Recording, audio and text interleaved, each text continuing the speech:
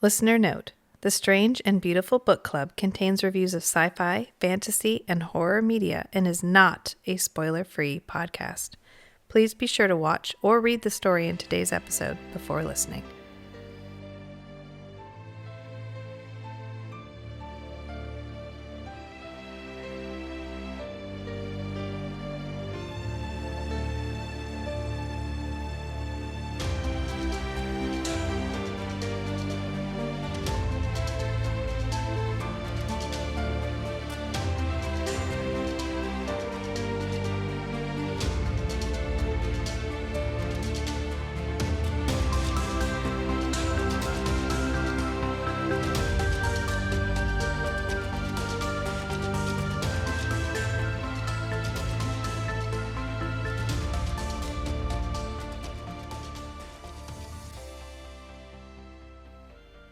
All right, so we're back. I finished the second book already because, as Kate noted, I may not read fast, but I read intently.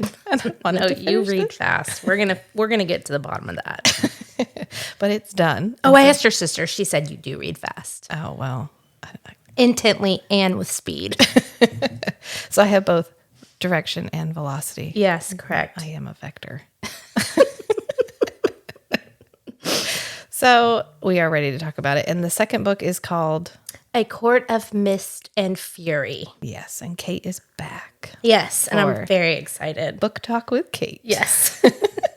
Yes. So we will just get into it, I Yeah. guess. Yeah. So this book starts with about 3 months after the finish of the last. Yes. So Farrah's been at the spring court for about 3 months. And all of the red flags that we had initially touched on Yes. have now burst into flames and have become their relationship. Both of them are filled with trauma from her having to murder 2 innocent kids. And now she's also brimming with power because she has a touch of power from every High Lord of the 7 kingdoms or whatever they are. Yeah. Courts. The 7 courts, right? And she's not having a good time. No. She's throwing up every night. I was going to ask you this. Have you ever had anxiety or an emotional response to something so powerful, so big that you've physically thrown up or been physically ill? No, I have not. I have. It was recently too.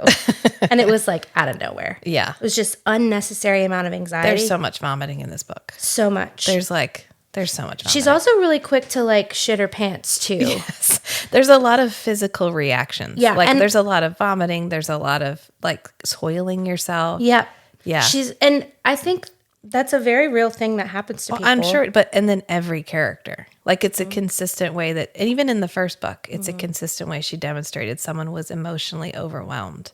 Because literally every character at least has a anecdote about a time that they vomited their guts up. Right.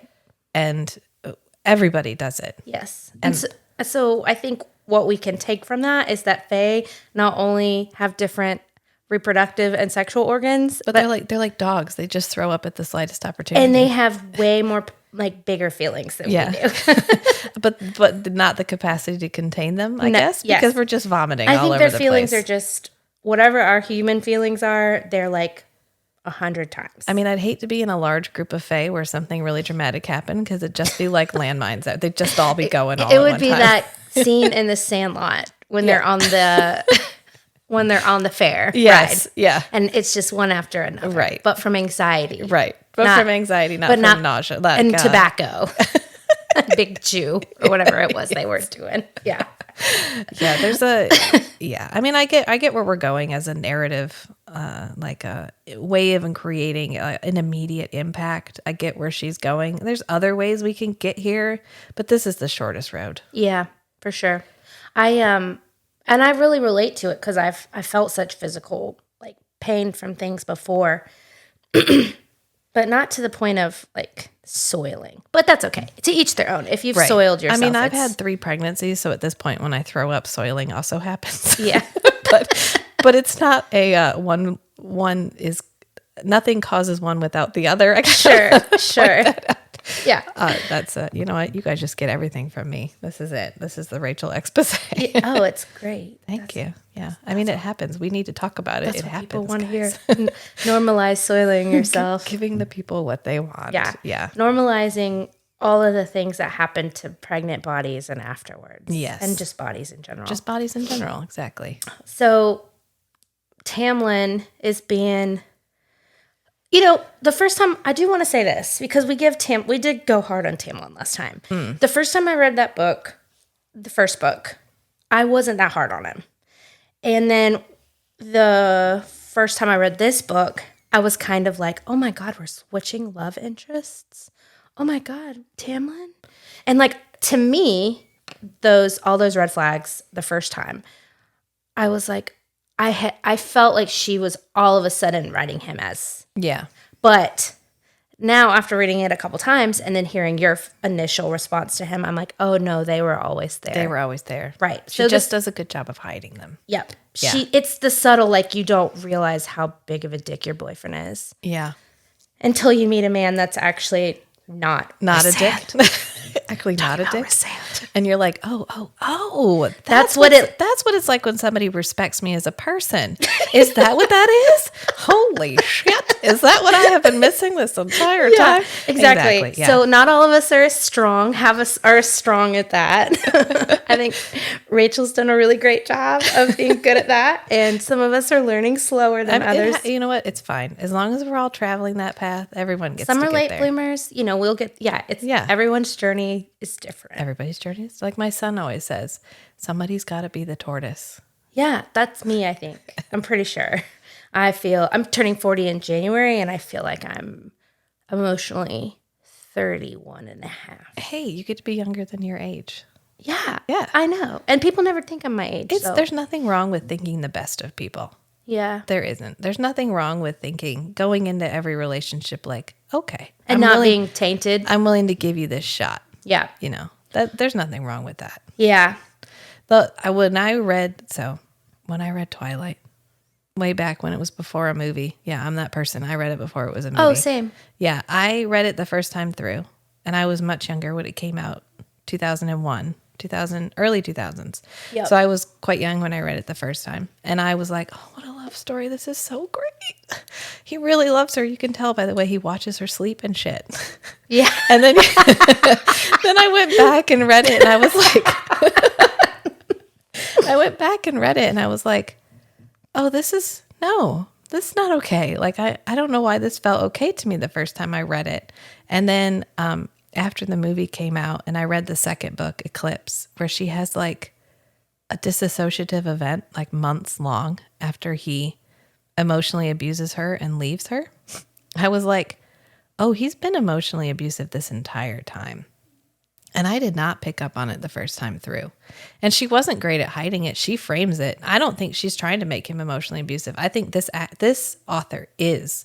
She is trying to hide how bad Tamlin is, but she knows how bad he is. I don't think Stephanie Meyer intended Edward to be read as emotionally abusive. Stephanie Meyer's Mormon? She is. Yeah. So I think she's intending it as a love story. She's not. She's framing it as a legitimate love story because she stays with Edward.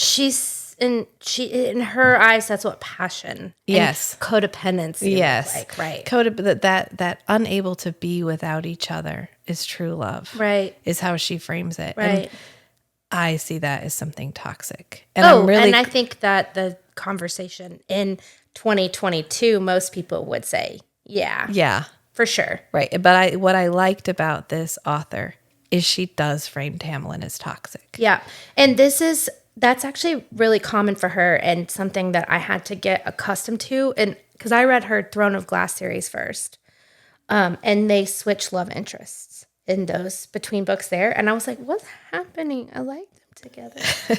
And then as she's like growing up and going through these different men and you're like seeing her with these different men, you're like, oh yeah, okay. That's what makes sense. Yeah. That's what it means when like there's more fish in the sea. Right. And that's what it looks like when someone is your partner. Right. That's what it means when they're made for you. Right. Versus this guy over here from book one. So I really like that she creates the normality of that, since we are talking about fated mates. Yeah. Right? You're not one and done.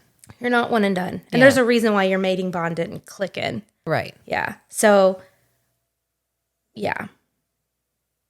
That's how it starts. Yeah. I'm mad that we were so kind to Tamlin the first time around. You think we were kind to Tamlin? I mean, I was kinder than I would have been had I read this book. I thought you were a lot more fair than I was the first time I read it. I'm just such a like, yeah, take me on a journey. Let's go on a story ride together. And I was like, yeah, he's great. So when I was seeing fan art and she was with Rysand, I was like, what? Why do we not stay with Tamlin? I was like, she doesn't end up.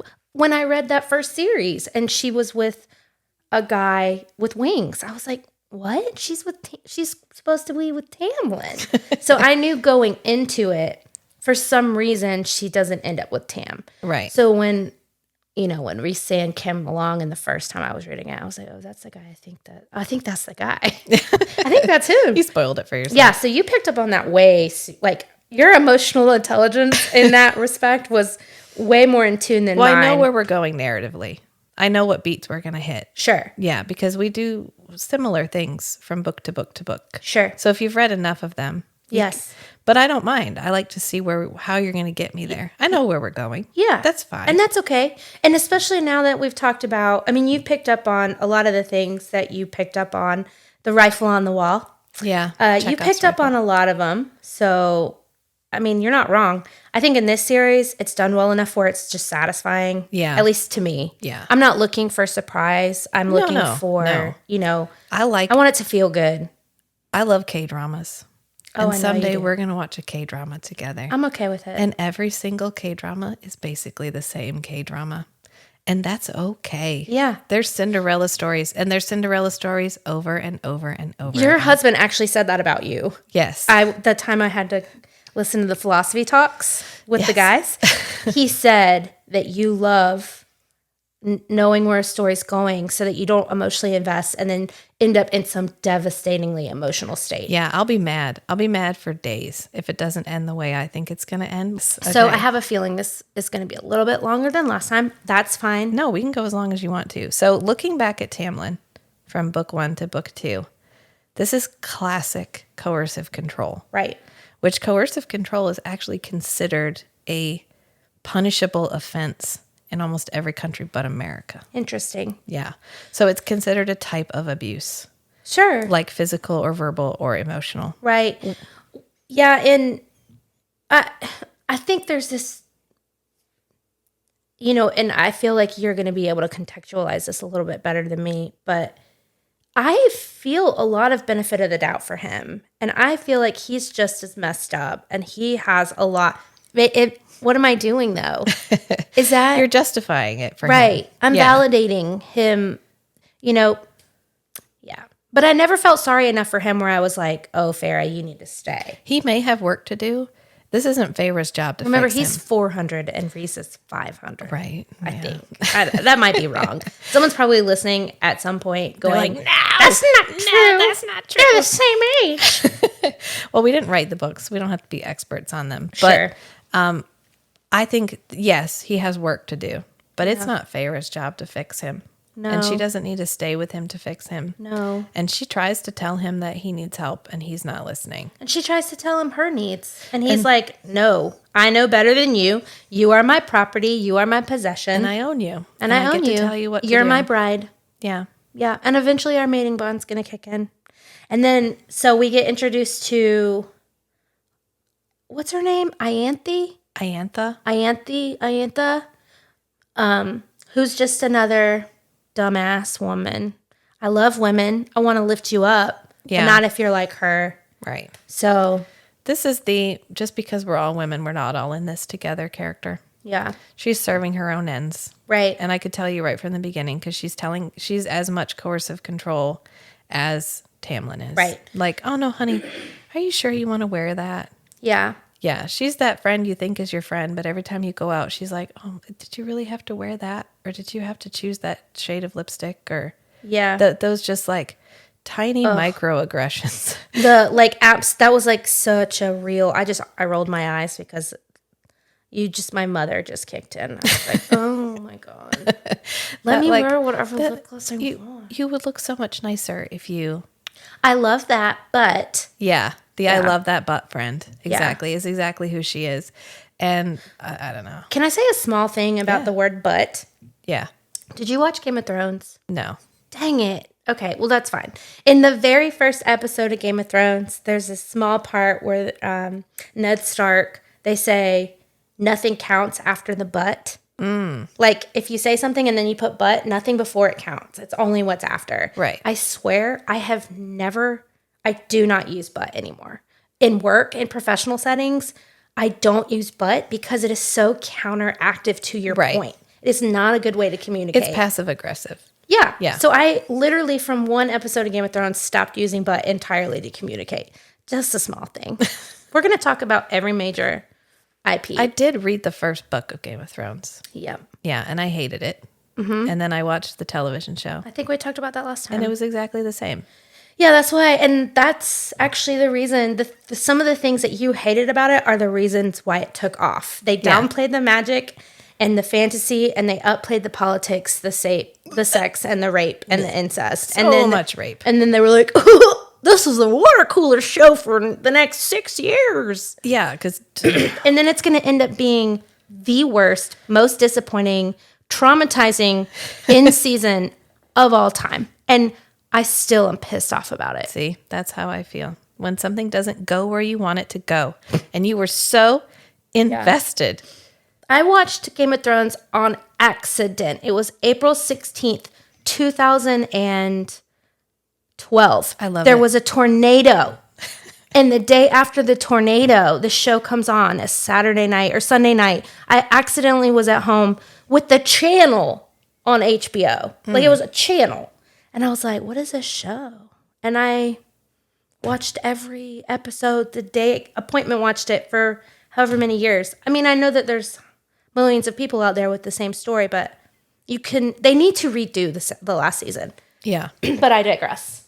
Back to... And we've digressed again. All right. So they're at their wedding. She hates her wedding dress. That's how you know it's going to suck. Yeah. If the bride doesn't like their wedding dress... I pictured this wedding dress as the dress from the bubble scene in Labyrinth.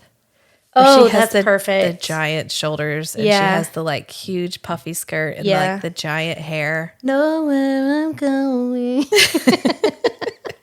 just thinking of the song playing when she's like dancing, and, and it hurts like hell. You know, sorry for singing. Right. And then she like looks over, and David Bowie's got like the mask, but he keeps disappearing in the crowd. Yeah. Yeah. That's the dress I was picturing for this. Yeah, except for a little bit skankier. But pink. Her boobs are a little bit more exposed, I think, in it. Well, it's just like tulle. They keep describing it as tulle, like a tulle confection or whatever. Right. Like she's dressed up like a cupcake. An awful dress that she would never choose. And then, then our homeboy. Rysand. Yeah. He shows up. He's like, hey, what's up? I'm here to collect. Yeah. Time for your week. He's given her 3 months and not shown up to take care of the bargain, even though you know that he is watching her through the eyeball on her hand. You know, they have this bond, which is so romantic. And I love that he put it on her palm. Yeah. Because then she can close her hand and he can't see. Because he could have put it on the back of her hand and then she has nothing. It's just always out there. Yeah. But I really like the symbolism of putting it on her palm. So she can, yeah. Yeah.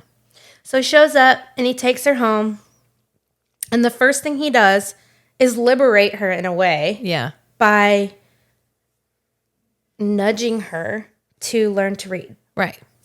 And I really, really like the illiteracy thing in this book because I don't think that a lot of people think about what it means to not be able to read. Right. And what that can do to someone's self-esteem or the way they move through the world, and that learning to read, later in life. I mean, I can't even imagine, but it just seems like it's, and he does it in a non-judgy way. And he's just like, this is something you need to know. And where Tamlin knew she was illiterate. Yeah. I saw some criticism on Reddit about I think it was from like teachers and people who actually teach reading about his actual methodology. But I was like, yeah, no, I don't care that much. Ryzan's not like he's just like, okay, well, I don't know. I've learned to read 500 years ago. I guess you just need to learn the alphabet and then practice. Here you go. And which she knows how to read. She's just never had the opportunity to sit and practice. The only thing he really does is give her the space to be like, it's okay. He doesn't bother her. That you don't know how to read this right offhand. Just go ahead and read it. Like, just sit here with it. And he takes her to the palace over the hewn city, right? Yes. So he takes her, so she still thinks he's the bad guy that only has the Court of Nightmares. Right. And, Rhysand is this evil guy who's so bad, right? This front. Yeah. His mask. Yeah. So she learns to read and she still hates him, kind of. She's kind of in a I hate myself situation. And Ryzan's just there. He's a handy target. Yeah. He's easy to hate because she already thinks he's hateable. Yeah. So she's just in a general low place. Immediately picks up on the fact that she's not eating. Yeah. She's thin. He's able to like see her entirely. Yeah. Right. So in a way that Tamlin, who's been with her for 3 months, has really stopped seeing her because he never did. It's not Feyre that he sees anyway. It's just a thing that he possesses, which she keeps framing it as his like protection, his drive to protect, his need to protect. And every time Rhysand says it, there's an ellipsis that he ends what he's saying and there's 3 dots and then he says protect. And he never says it consistently all the way through a sentence without that pause. That narrative pause right there with the ellipsis. So Rhysand knows that the protection thing is utter bullshit and that Tamlin is just an asshole. But he's not saying that to Feyre because he's trying to get Feyre to see it herself because she's been told a lot these last 3 months. Everyone is telling her everything and he's trying to just give her the space and show her that it's okay to admit that this guy's a dick. And you almost you died saving him, but he's still a dick. Right. You gave everything. Everything. You destroyed yourself. For him. Correct. Yeah. And that there's no shame in that, but that's what happened. Yeah. And I'm going to go ahead and jump ahead. Oh, also, we haven't said this yet. There's going to be so many spoilers in this book. So if you haven't read the book, just come along with us or... Yeah, I don't even think that's necessary at this point, but they always do spoiler warnings in podcasts, and I'm like, but people should know, but apparently sometimes they don't. No.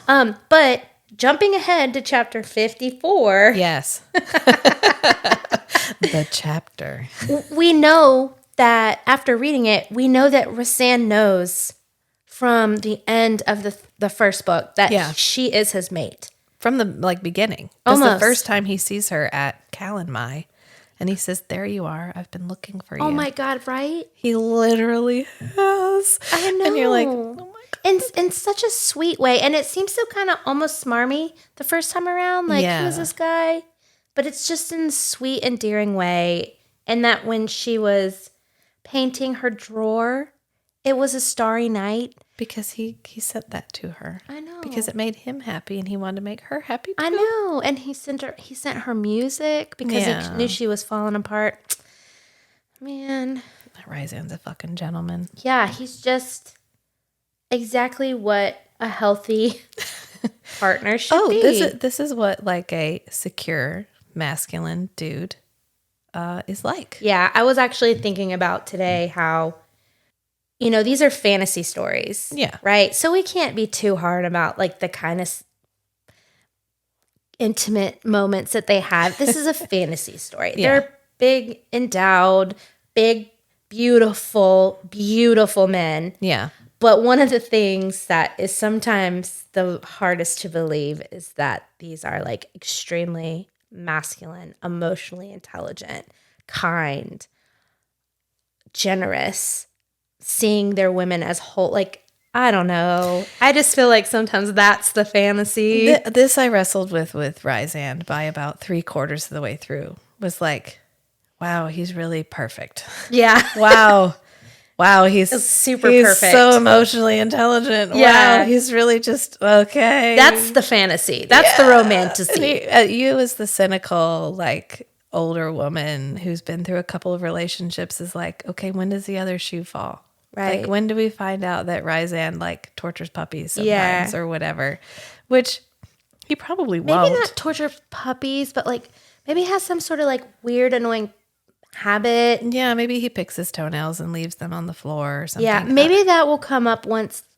Oh, I was really about to spoil the fourth book, so never mind. Maybe like, Never mind. So we yeah. can touch back on that another time. Maybe as they progress in life, 10 years.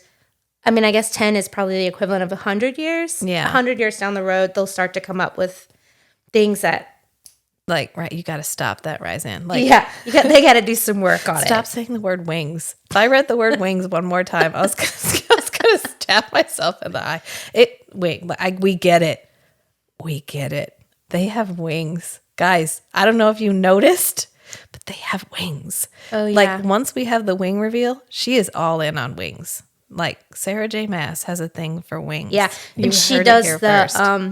the wingspan. Wingspan. Yes. And Or maybe then that just should be one of our words the on our wings. t-shirt. So we're going to make t-shirts as like to go back to what we were talking about last time. Oh, yeah. With all of our fairy porn words. And it's going to say feast, sheath, wings, and core. Yeah. Yeah. Yeah. And So then we'll have those on the merch page in months from now. once we get our website up. Yeah. Yeah, we'll have We'll have merch. some merch.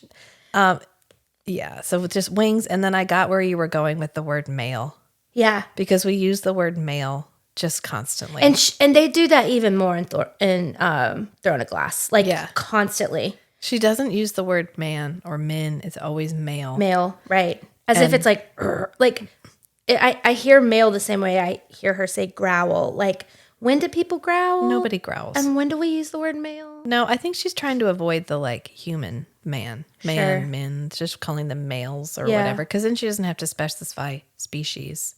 She's literally just referring to the general male of the species. Yeah. I don't know. It does get a little old. The wings get a little old. Do we have to talk about how every piece of clothing and furniture and whatever is adapted for his wings? Please.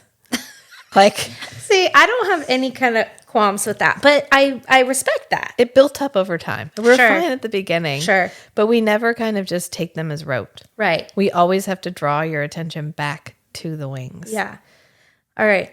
I really want to get to this one part to talk to you about. Yeah, So no, I'm go. going to go back here Yeah. and then we're going to move forward. Yeah, okay, hop. It's fine. Okay, bebop. Beep boop boop.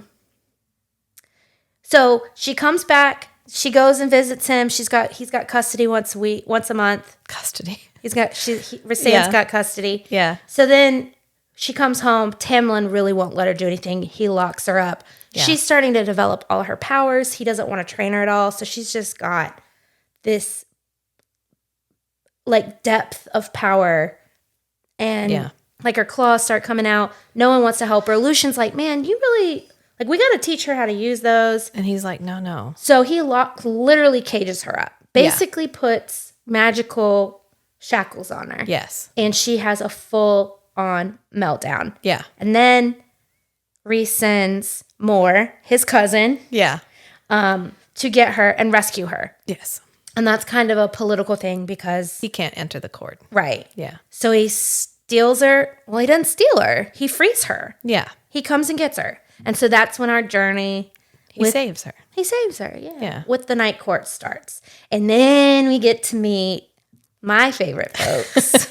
the court of dreamers. Yeah. All the friends and the family. His found family. His found family. Yes. Yeah, and I think we've talked about this off pod, but I have always been a person that has really deep, long life friendships. And so found family for me is my favorite.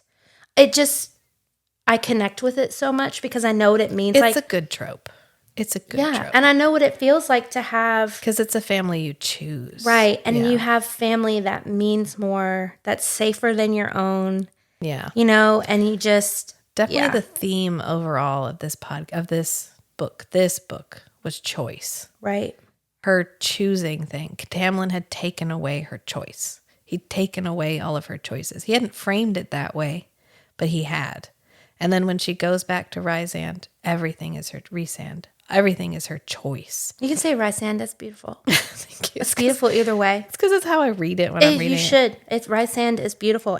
That might be right. I mean, I did listen to the audiobook, but now I'm like confused on whether Reese. Reese is a name. Rice. Yeah, Rice. Rysand. But it's choice. She goes back and everything is her choice. He's like, no, it's your choice. Everything is your choice. This is your choice. That's your choice. We throw around choice a lot, but it's a word I don't get mad at. Like I got mad at Wings because he's definitely like emphasizing to her that everything that happens from here on out is up to her. And then we meet his friends and they are all together by choice. And no matter how they were brought together, they have chosen to stay together through and now they centuries. have like healthy love. And you think that, go ahead. That was hysterical to me. Go ahead and tell everybody. Like, I don't know how you say their name. Cassian and Azrael.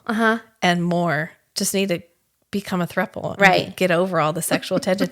I don't know. I didn't feel that way. This is my primary problem usually with fantasy novels is that we still ascribe a sense of morality that is our sense of morality to them. Like these people won't be together because she doesn't want to choose and then drive them all apart. Well, then why fucking choose? You could have been together for the last 400 years. You could have just been enjoying each other as a throuple for the last however long you've been together instead of being like, well, I can't be with either of you because I don't want to make you guys mad at each other. Yeah. Because then I'd have to choose one of you over the other. Well, you don't have to choose one of you over the other. So this is usually my problem with fantasy novels is we carry over the same morality. Very few people ever explore the idea that they're not even human. Why do we have to have the same? Why do they have to be fated mates? Yeah, why do we have to have the same 1-to-1? Right. Yeah. Yep. So I didn't necessarily feel that, but when you said it, I was like, yeah, I could definitely see that. Yeah. In my mind, it was like Cassian's her best bud. Yeah. And then Azrael loves her, and she's just for some reason not into him. I didn't get the I'm into him vibe from her. Because if she had been into him, they would have done something. They would have been together for 500 years. Well, so she's been with Cassian. Like she's physically been with Cassian. She lost her V to him. Yeah. That fake thing. Yeah. Yeah. The fake thing. So she's been with Cassian. And then Azrael clearly likes her. But I don't get that she doesn't like. Yeah, it doesn't make any sense. No, it doesn't make. Even if it's just like, hey guys, we're all mature adults. We all like each other. We like each other enough. And as long as this isn't something that we're all like, if I drop it and I go be with somebody else, we don't stay friends, then let's do this. Right. Yeah. Well, I'm open to that throuple. I think it's a great idea. I'm for it. Yeah. I love it. Great eyes. Good eyes. Good eyes. There's a general lack of representation of anything but a male-female partnership. Right. Marriage. No, there really is. And you will see more of that in different. She does write that stuff in it's different just not books. in this one. Not in this one. Yeah. Yep. So, and then Amryn, who I love, I'm obsessed with her. She's like 5 feet tall. Yeah. She's 15,000 years old. Yeah. She's not from there. She's from a different realm. And she has an immense amount. She basically feels like a nuclear power plant when she walks in. Yeah. She's an immense amount of power just beaming out of her eyeballs. But she's in like a 5 foot tall. She's 5 feet tall with a cute little chic bob. Yeah. And I love her. Yes. And she's, I love how everyone is always immediately horrified of her and really terrified. Yeah. Because they know what she is. We never really get the story of what she is. Well, they know she's something else. Right. They know that much. Yeah. Yeah, but they don't know exactly what she is, which she's the closest thing we've gotten to a vampire so far. So just go. Yeah, because she literally only drinks blood. Yeah. Yeah, but she says she hates human blood. Oh, she's definitely, she likes goat's blood. I think it's her favorite. Goat or lamb. Yeah. Yeah. Lamb. Sweet little baby lambs. Because when they go out to eat and she's not eating, I'm like, oh, she's going to be the one that drinks blood. Oh, she definitely does. And then she just pretends. She like swirls her wine around. She's good at pretending. But so then All right. So, what did you think about?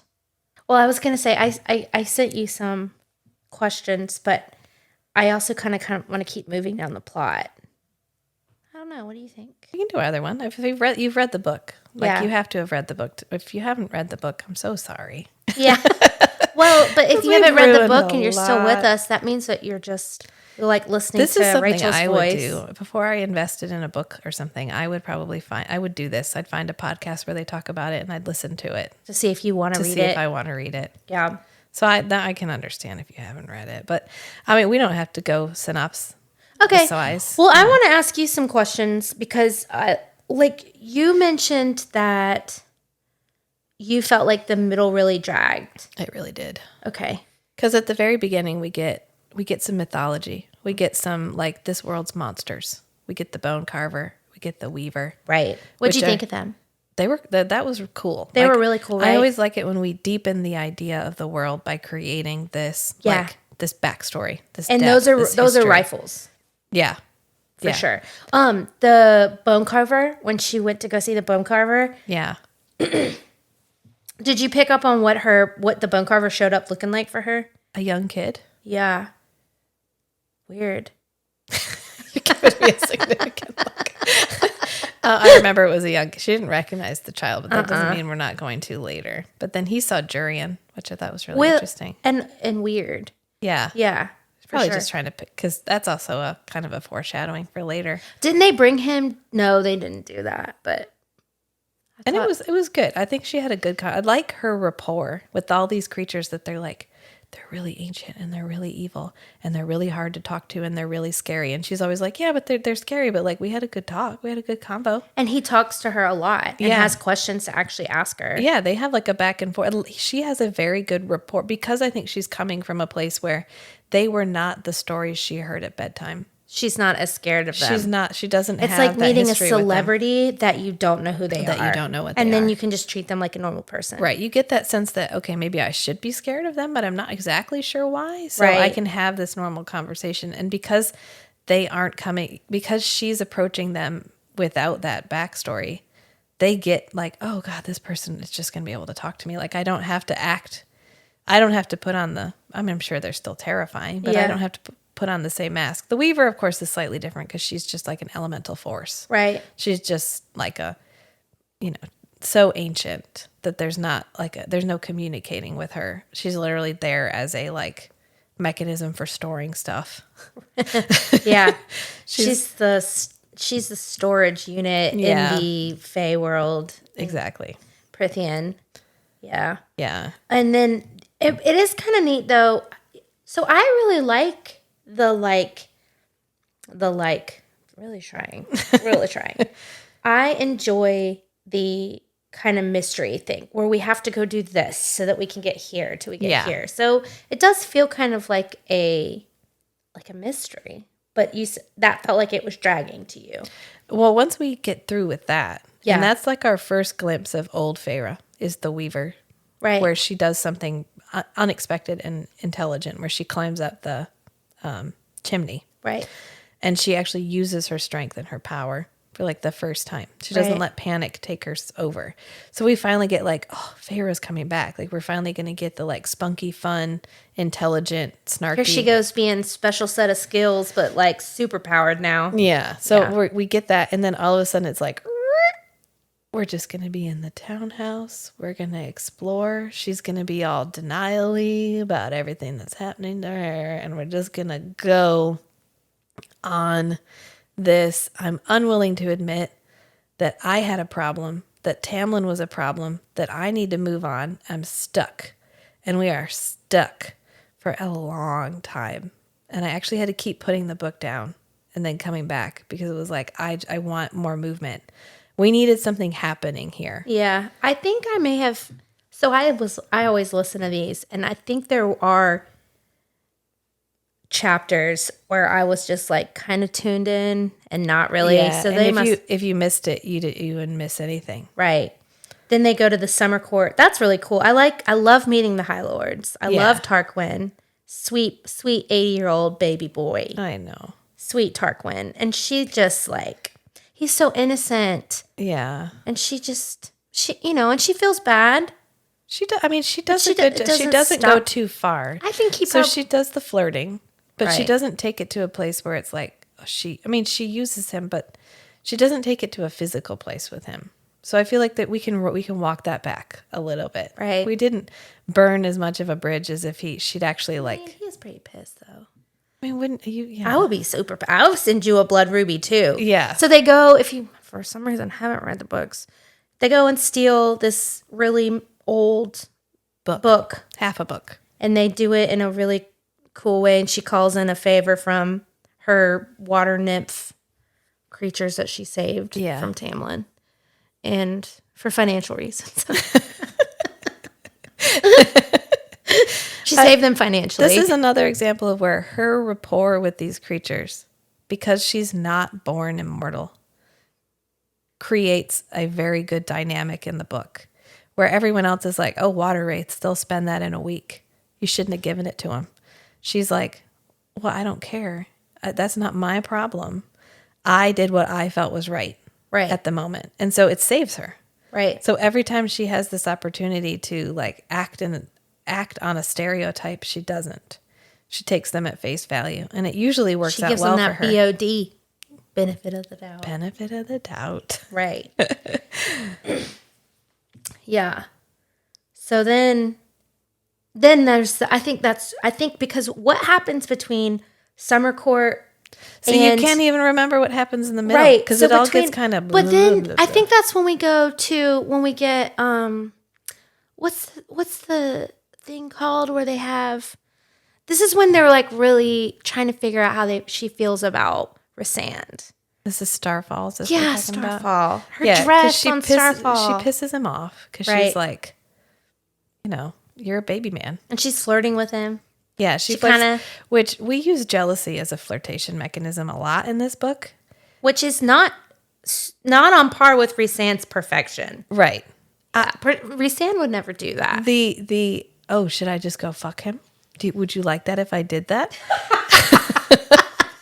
That's not a great trait as a woman. Like, we would call that a little bit toxic. So, it's not to bring it back to K-dramas, but to bring it back to K-dramas. Jealousy in the K-dramas gets framed as an attractive trait a lot.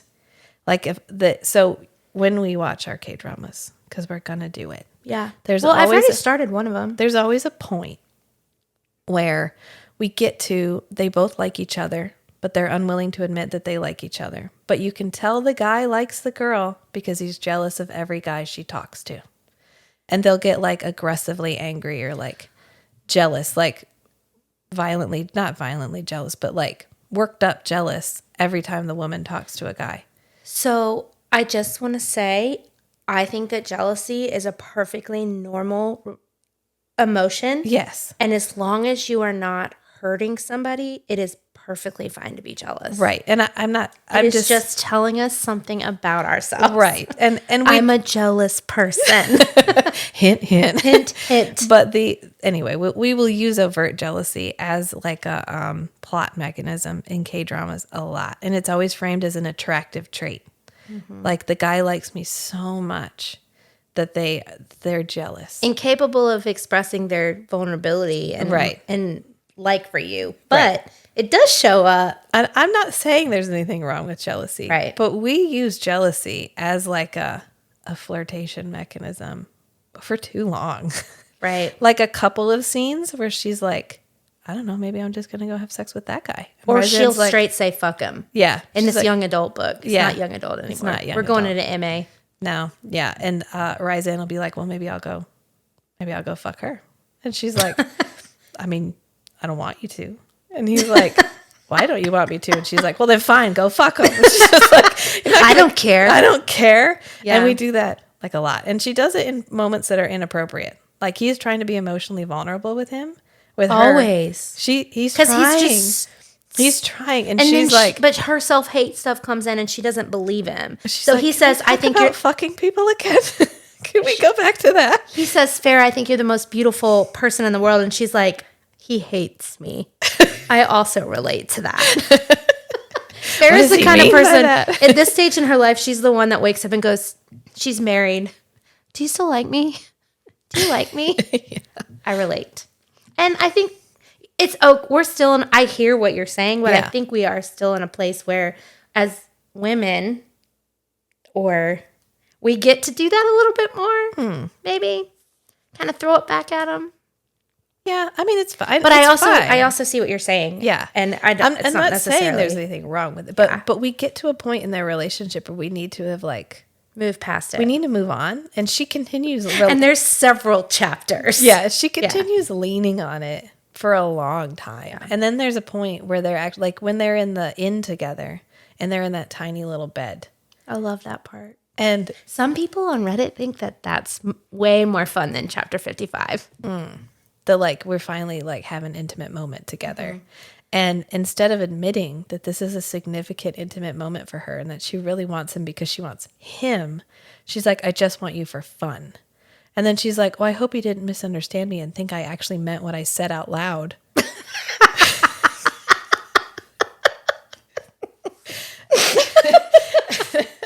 This plays into that double talk. But can we go back to the point where she's 20? I know. She's 20 and he's 500. So I just want to re-highlight. She's like, that wow, fact. I hope he didn't think I meant that. Because she's actually acting like a 20-year-old. I know. Wait, what did you call her? Battle-hardened 20-year-old. A battle-hardened 20-year-old. And of course, he did think she just meant he wanted him for fun. Yeah, they always believe it. It's so sweet. He's like, but I took what you said. I literally thought you meant what you said. Yeah. And she's like, well, of course I didn't. I meant, let's be together forever and I love you so much. It scares me. That's what I meant. Why didn't you get that? What I needed you to... Yeah, it goes back to that. There's something so attractive to women when you're at your worst and they still really love you. Yeah. It's like... she's still being hard to get. And this immediately precedes the part in the novel that took me completely out. I had to put the book down and walk away for a few minutes. What? And this is after they're flying, and he's about to say something to her. And she says, no matter what you say, I'm here for you. I'm in this relationship. Didn't you hear me last night when I said I just wanted you for fun and fucks? And she puts her hand on his cheek, and then he gets shot by a bunch of arrows, and they fall out of the sky, and he sacrifices his little bit of magic to push her away, and then she goes all Xena warrior princess and tracks his ass through the forest, and then kills everyone that is hurting him, and then winnows them away. And then of course there's a part with the cereal, which my girl, I do love the cereal. So, yeah, she's the best. Yeah, she is a great tool for progressing the story. Yeah, she's oh, do we need answers? Have you written yourself into a corner? You need this Let's person capture our friend. I know. And then they're like, you caught the cereal? And she's always like, what? It's hard? And then her special human skills pop up. She just moves on, and they're all like, but can we go back to... Anyway, so then she hears from the cereal. The cereal's like, well, if you want your mate to get better faster... She's like, She's like... What? Hold my what? And the cereal's like, oh God, did you not know? No, she says, interesting. And she did that the first time around. Yeah. Because she didn't know that Tamlin was a High Lord. Yeah. She's like, oh, interesting. Yeah. Cereal knows damn well she's there to progress that story. Oh, yeah. And I love how the cereal keeps talking to her after she frees her. Yeah. Yeah. The cereal loves her. She's like, oh my God, girl, I'm just so happy to see you again. Thanks for the cloak. Did you not know he was your fated mate? Oh my God, did he not tell you yet? Yeah, she's just bone. Snap. She's gossip queen. She's like, did I drop that? Yeah. Did I spill that tea? Was that me? And then she goes back and she's like, wake up! And she kicks him. And then she has him winnow them back to the camp. And she's like, I hope he's getting better. Get me out of here. And she just... Can I ask you a personal question? Yeah, Would you be as angry as her? No. Me neither. No. And that's why I don't relate. That's why it took me out. It does not make sense at this point in her character development for her to react that way. Now, I could understand if she takes him back, she wakes him up, she has him take him back to the camp, she fills everyone in on what happened, she makes sure he's safe, and then she's like, I need some space to process some things. And she has more take. It's the anger that... It's the immediate anger and then the immediate abandonment. He's literally delirious and like calling for her. And she's like, well, fuck that bastard. He didn't tell me I was his mate. I couldn't have figured that out on my own. I kind of could have, but whatever. No, I need someone to get me out of here. I need you to get me out now. Well, and this is a great point because I think this goes back to what you were saying where her behavior is a little red flaggy sometimes. Yeah. Maybe because she's 20. Yeah. And like, it was hard for me to watch. I'm also twice her age now.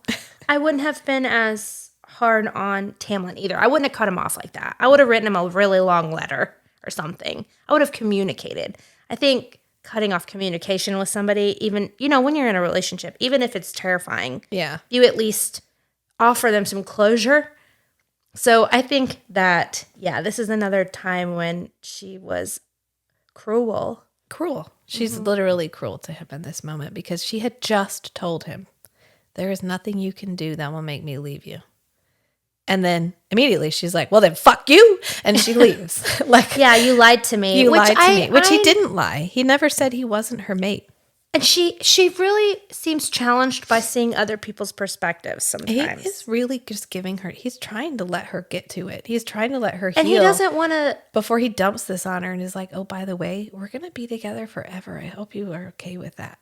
And they talk several times about mates not always being right for each other. So it's not like we live in a world where just because you mate and you have this mating bond, the mating bond is actually the cauldron or whatever kind of force that there is saying you're going to make the best baby, basically. It goes right back to procreation. Yeah. I think that Reese's mom and her dad hooked up so that we could have a Reese. Right. And whatever fate runs the show is not even about the two. Not compatible. It's not personality compatibility, just genetic compatibility. Yeah. You're going to make the most perfect angel baby of all time. Yeah. So here you go. Love each other for a little bit. And this goes back to, she has a theme of temper too, where in the first book, Tamlin's temper is framed as like, he loves her so much. He occasionally loses control of himself, where he like destroys the dining room table. He whatever. That's called like domestic abuse. Yes, it is. But in the first book, she sees it as a positive trait. Oh my God, he loved me so much that he literally lost control of himself and like broke all the cutlery. And she's 19, so that makes sense. She's like, oh, it's like Edward. He loved me so much. He watched me while I was sleeping. Yeah. Right. And then in the second book, when we pick up, Tamlin's temper increasingly becomes more antagonistic until they have that moment in the study when she's like, listen, you're killing me. You're drowning me. Like, I feel like I'm drowning. He doesn't listen. And he literally explodes the room. And the only reason she isn't harmed is because she protects herself. Right. He doesn't make any effort to protect her. So we've reframed temper several times. Sure. And then we also reframed Feyre's temper. Yeah. So at first we see it as a coping mechanism. It's her way of rebelling. It's her way of fighting against these dudes that keep telling her what to do. And then in this moment, her temper becomes toxic because she loses her cool and she literally leaves Rysand to die in the mud. I mean, she doesn't leave him in the cave. She at least takes him back to her friends. And at no point does he deserve that at all. Like, no. It's hard. I mean, I can see that. It does take you out. It makes you go, wait, what? Why would you? I understand needing space, just like you said, but, you still don't know whether he's going to be okay. Yeah. And you know that you're the only one effectively that can heal him because you have, like, super blood. Yeah. And so she just relies on the Suriel. She's like, well, Suriel said if I gave him my blood and I gave him these flowers, he was going to be fine. And then she just dips. Right. I really try and put myself in a position. Well, it's not possible because it's a fantasy, but being angry about somebody who kept something that was so positive. Yeah. Like, hey, you know that guy that you love a lot and you've really grown to respect and who respects who's you? Who's one of your best friends? Yeah, well, you're fated to be together. And she's like, what? Son of a bitch! He was epically in love, attracted to you in every kind of massive epic way and held back and restrained himself for months so that you could meet him at the table instead of him forcing you to sit down, and you're super angry at him about it. Yeah. No, I didn't get that at That's all. that 20-year-old. She really writing in. She comes to it. Yeah. In Feyre's defense, when she has a couple of days to chill Yeah. for a minute, she comes to it. Sarah J. Maas's characters are always really hot-headed women. They're always really hot-headed women. This is another one of my pet peeves for strong, independent female characters. Is she doesn't hit a lot of them, but this is one she does, is they are usually stubborn to the point of stupidity. And that's what we're dealing with. And that's what we're dealing with. Yeah. That's my chief problem with Robert Jordan's writing for The Wheel of Time, is often his female characters are stubborn to the point of actual stupidity. And actually, to me, that's more of a male character trait. But that's where we get the strong feminine is masculine. How many real Wheel of Times did you get through? I got through like 5. Wow. That's Yeah.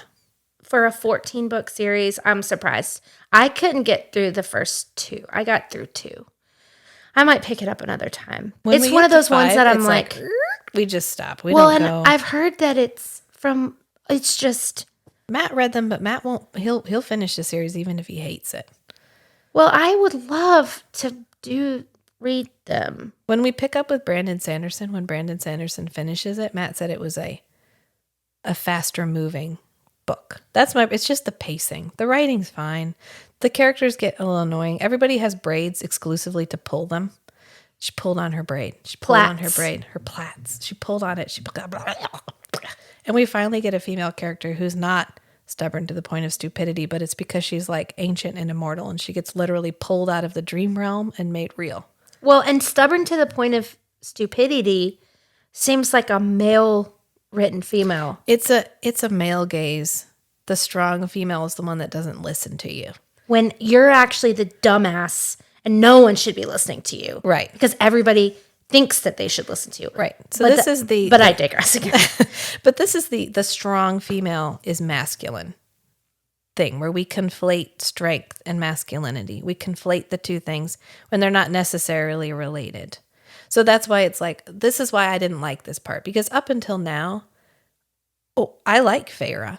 I like what she's doing. I don't have any, she has flaws. That's fine. It's fine. A character should have flaws. That's what makes her relatable.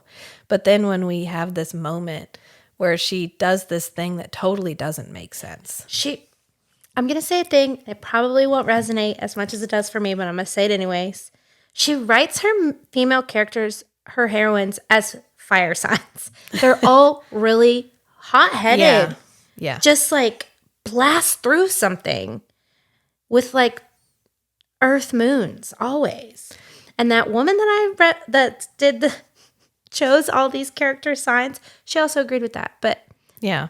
moving on. I can go, because then if you get the logical female, they're framed as frosty. They're always framed as cold. You get the female that's not immediately emotive, not immediately emotive. Yeah, do you feel like people describe you as frosty? I have in the past been described as frosty. I don't think you're frosty. I don't think I'm frosty either, but I think if you don't know me, if you only see me, sure. Yeah. Sure, because like I stated last time, I don't have a ton of involuntary facial expression. I think, yeah. It's And frosty to me, you would have to be like, you're a 0. You sit at a 0. A Yeah. frosty for me would have to be at like a -4. Yeah, right? right. You are not I'm having an emotion. I'm feeling what's going on, but I'm not necessarily showing it on my face, and I'm not necessarily reacting to it immediately. That doesn't mean I'm not having an emotion. So we were talking about stupidity, stubbornness to the point of stupidity, which I love the way that you phrase that, because that gets played a lot, especially with women, Yes. well, especially oftentimes when men write women. It's supposed to make them look strong-minded, like they know their own mind. Or they whatever. trust themselves. Right. Instead of being like, okay, I'm willing to listen to what you're saying. Yeah. I'm hearing you. Talking about stubborn to the point of stupidity.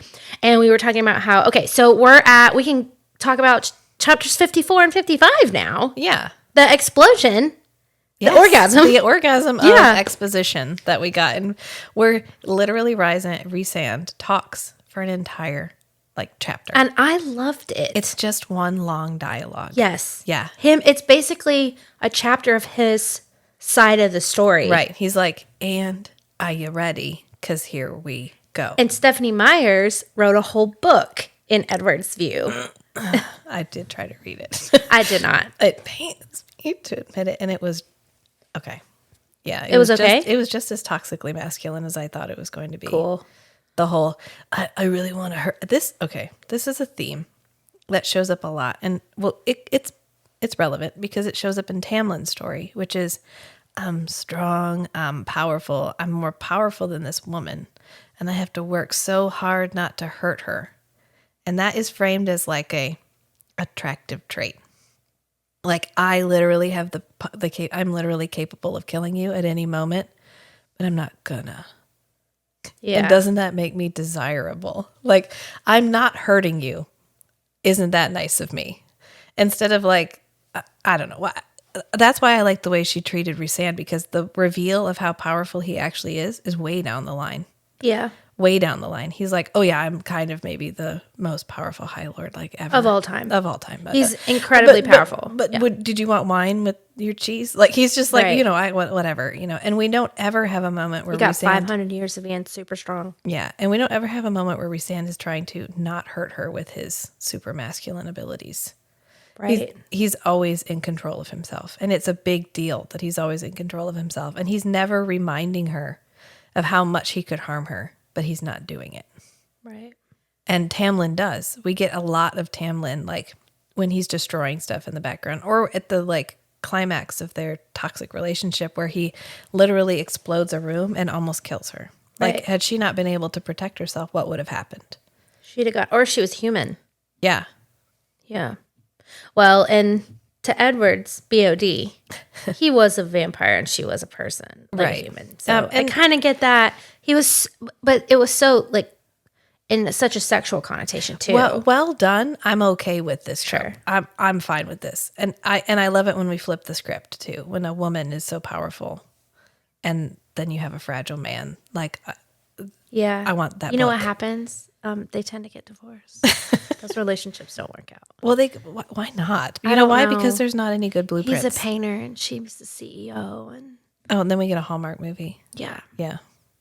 it's whatever. I rolled my eyes. I wish there was a way to like, I wish we had like a sound bar For the like, whoop, when I roll my eyes Yeah. to the back of my face. I'll just do that every time.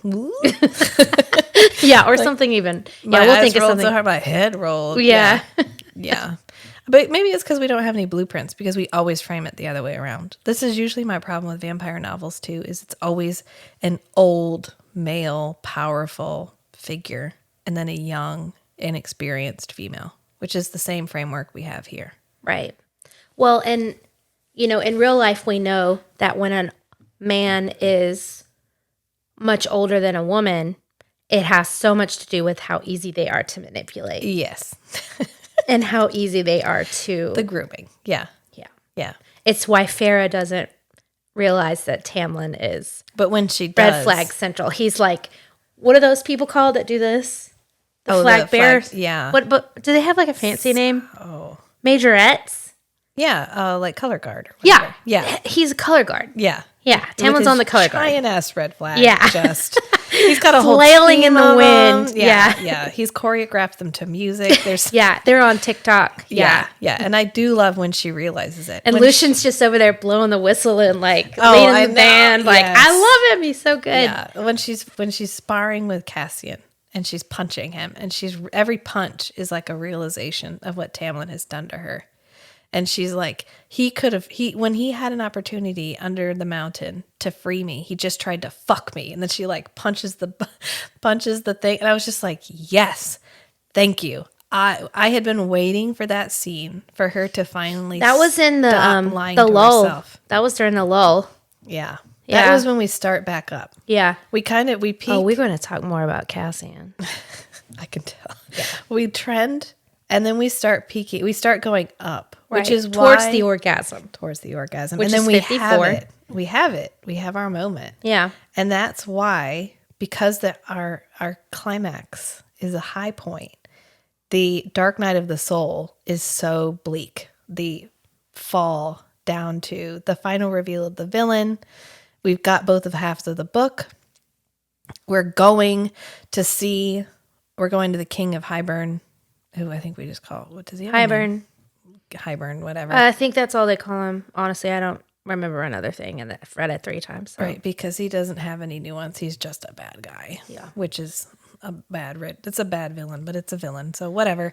And so we get there and it's like, so the end scene, the scene with the cauldron and the book and the all is lost. This is our all is lost scene. Dark Night of the Soul. And it is too long. Let me ask you a question. When you're saying Dark Night of the Soul, are you referencing something that I'm not getting? So there's beats, right? So every story has the same essential beats. Right. And so if you have, you have fun and games, which is what we just went through, which is the fun and games part where you have all of the characters together, you're learning each other. Small events may happen, but nothing story significant. And you either trend upward or downward during fun and games. So Feyre's trending upward. She's getting better. She's healing from her trauma. She's falling in love with Rysand. We're going from a high place to a high place to you may have some dips, but we're overall trending upward. If we were trending downward, you're losing everything. Your cat's dying. Your house gets taken from you. Your car gets lost. Your best friend stops talking to you. Whatever. If we trend downward, then the climax is a low point. Then the last point will be a high note. Your cat really wasn't dead. That was somebody else's cat. Your car got fixed by the hot neighbor guy who you're now going to date and whatever. But this one, because we were trending upward, our final beat is down. Yeah. That's why we hit the all is lost. So all is lost or Dark Night of the Soul is the point in the book where you can't see the characters winning. Everything is lost. The bad guy has been scheming behind the scenes this entire time. This is the big reveal of all of his plans. You thought it was going to go good, but oh no, it all got taken away from you.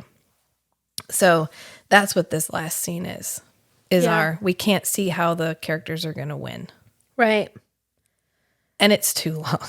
It's too long. I skimmed part of it. I was like, blah, blah, blah, blah, blah, blah. Yeah, it was a lot of chapters. It was a lot of just oh, good. Here's one more person getting hurt. Okay. Yeah. God. And somebody's wings got shredded. But you know what the best part was? Cassian finds Nesta. Oh, he finds her earlier. No, the best part of the whole thing is Nesta's point. Oh, yeah. When yes. our special set of skills. Her Terminator, I'm being lowered into the lava. And she just points at him yes. The 2 eyes to the finger and then 2 eyes to him. I love the consistency that this human woman, and her special set of skills, she gets called a viper. She gets called a cat at some point. Yeah. Everybody is on the same page that she is some sort of steel human woman. Yeah. And always are terrified of her. Right. I love that. And yeah, that's a great way to describe it. The Terminator. Yeah, she's getting lowered into the lava and she's just when I get out of here. The molten when metal. I get out of here. You're first on my eye list, contact. bitch. You. And he's like, oh, shit. Yeah, and everybody's terrified of her. Yeah. Her ability to terrify everybody in the room, while it kind of takes you out of the story a little bit because you're it's not realistic. She's just a person. I like her though. I'm obsessed with her. And, I'll go ahead and say this. Our book 5, which is my favorite in the series, is our narrator's changed, and it's Nesta's story. So, yeah. And I do like the... and you picked up on the stuff going on between her and Cassia. Yeah. So, you have that to look forward to in book 5. Oh, good. Because it was just how happy... Well, I guess they're not going to be together because Feyre's not with Rysand at the end of this. Every freaking book has to start at the Spring Court. Yeah. And Lucian's oh, shit. Yeah. She is not who she says she is, but Tamlin. Oh, he's so smart. His metal eye won't let him get away with anything. He's I see everything happening. And Tamlin is stubborn to the point of stupidity. Yeah.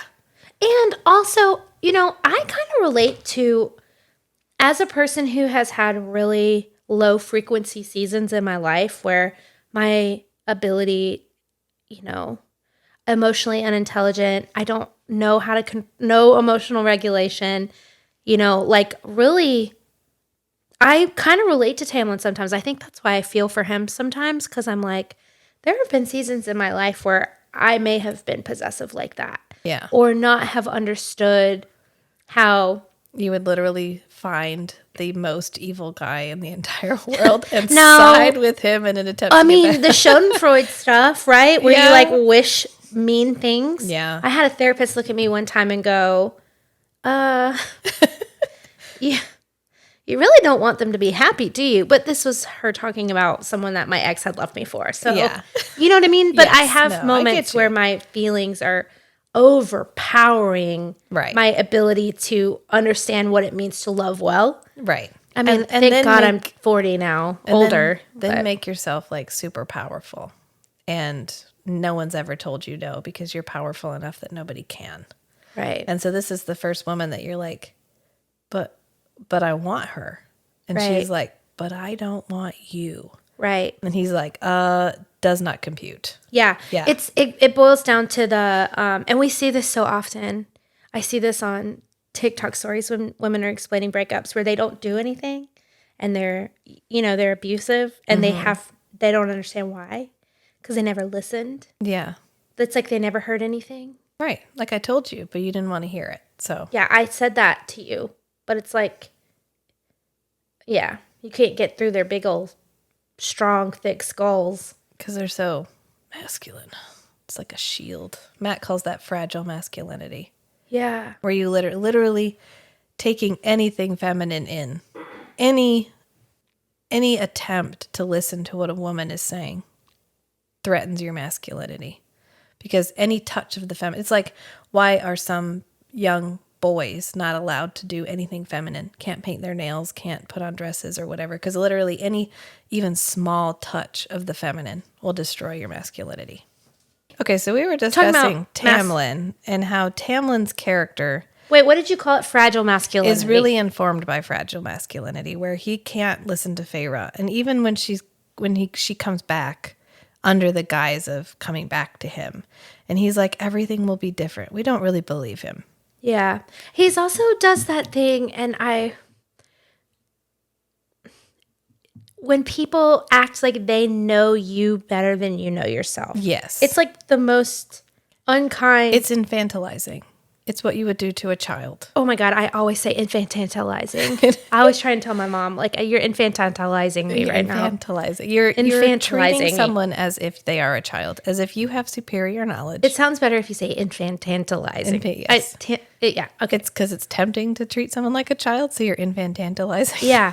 Right. And there have been past parts of me where I thought I knew better, but like not understanding now, oh, that's really not a kind way to approach anybody's issues. No. If somebody is breaking down and telling you something and being vulnerable, you don't tell them what they're going through.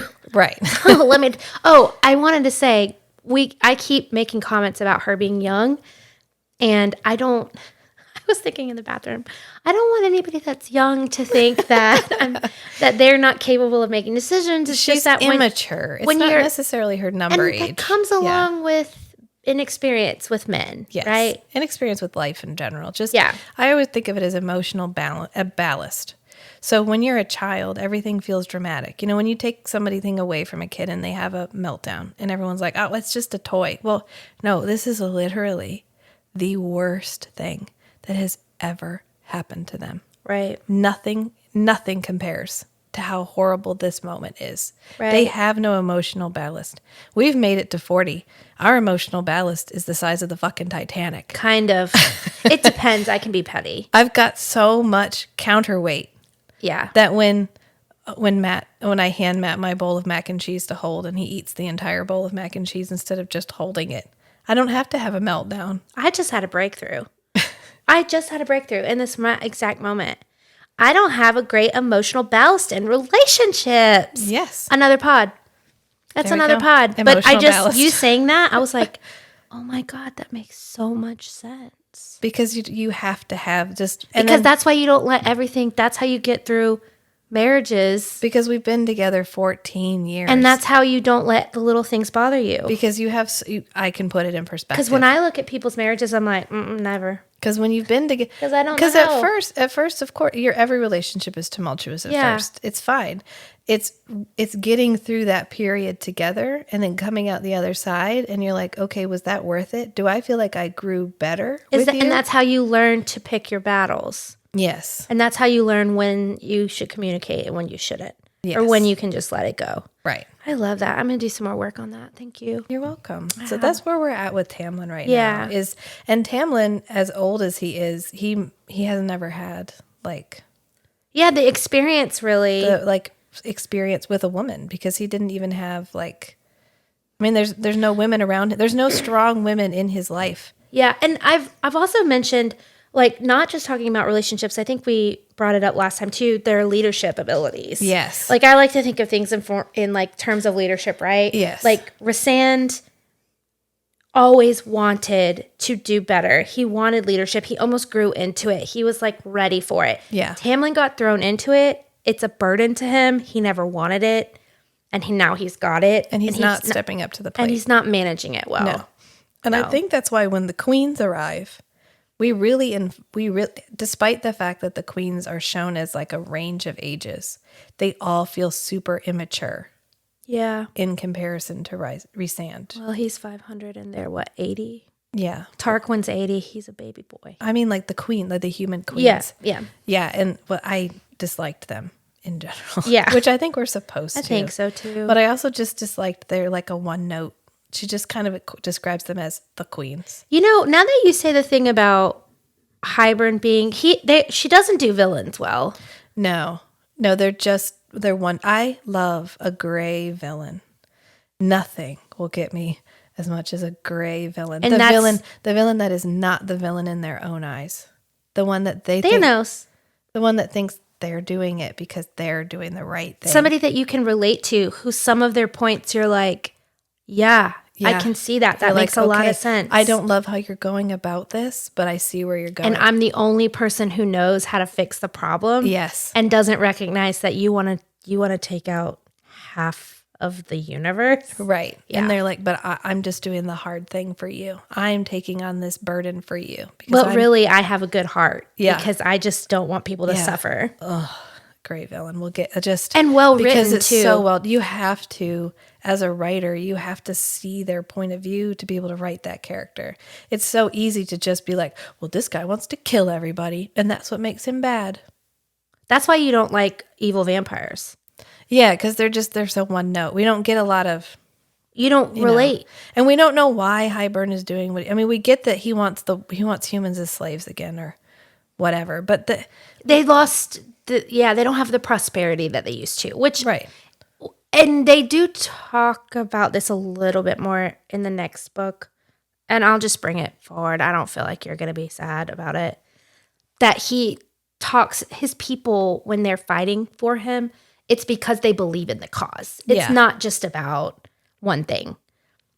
His people actually are like, we want more money. Yeah, we want more superiority. We want the return. We want the prosperity. Yeah, and, I mean that. Okay, fine, but it's still just. But we don't get enough of that in the actual villain. No, yeah. We don't get time with them either. No, and then we even get the villainous setting, like a bone castle, and it's dark, and there's no decoration, and there's no paintings, and there's no whatever. We even get the evil castle with the lightning behind it and the werewolf in the lightning background and the blah blah blah whatever. Yeah so I was like, all right, we're okay, fine. That's so funny that you said that. I've read this book 3 times and still never picked that up. I re-listened to those last chapters when I was sitting out in my car because I was like, I never really remember the end.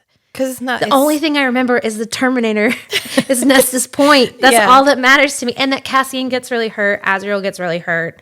I'm not really sure what happens with Mor. I know she's there. She almost gets hurt. I love that even when Cassian and Azrael are broken on the floor, they're still trying to get trying to get to Nesta. And Elaine is there. And I love how just when she'd realized that she was going to have to live for eternity without her sisters, we found a plot mechanism to make them immortal. Right? Hey guys, you remember those steaks? Yeah, we're just going to take those steaks. Well, No mistakes for and you. that's another thing I don't understand. I guess a lifetime of being told that fae are terrible makes you hate living forever. But I just don't. I just want super angry about that. I know. It's like the, oh, boo-hoo, I'm now immortal and I have superpowers. And I'm just so mad about it. Yeah. I Yeah. think just me as a person. It's okay for a little bit of that. We have to have a little bit of that. Narratively, you always have the denial, right? So Right. you always have the sequel. We usually start with life as it is. I don't understand why you have to have pointy ears to live forever. If you don't, at that point. Well, I don't understand why you have to have pointy ears. Like, that's like the first thing. Oh, that she came out and she had nice pointy ears and her fingers were really long. Like, yeah, I don't get couldn't why they we looked like people, like humans, but live forever. They had to turn him into fae. Yeah. Like, for some reason, your ears will crumble if they're not long. If they're not point, it's like after year 600. Don't know. It's because it's like they're fae, guys. Look, they're fae, and the like. I don't know why your fingers have to be longer, and your limbs have to be more supple. Yeah, and then you get to eat wine, cheese, and bread all the time. All the time. The superpower, your ability to just not gain Metabolism. weight. Yeah. Ugh. Unless you're throwing up every night, then apparently you lose weight. And then she's like, "Well, I put weight on faster than I would have as a human, and it's part of my like fae gifts." When she's like recovering and she's actually eating and she's not throwing up, so she's like putting meat back on her bones or whatever, and she makes a comment that like she's doing it faster as a fae than she would have as a human. Yeah, she's gaining muscle and stuff. And I'm like, man, I could do that between the end of November and the 1st of January. I don't need no fae metabolism. I could regain weight or put on. Yeah.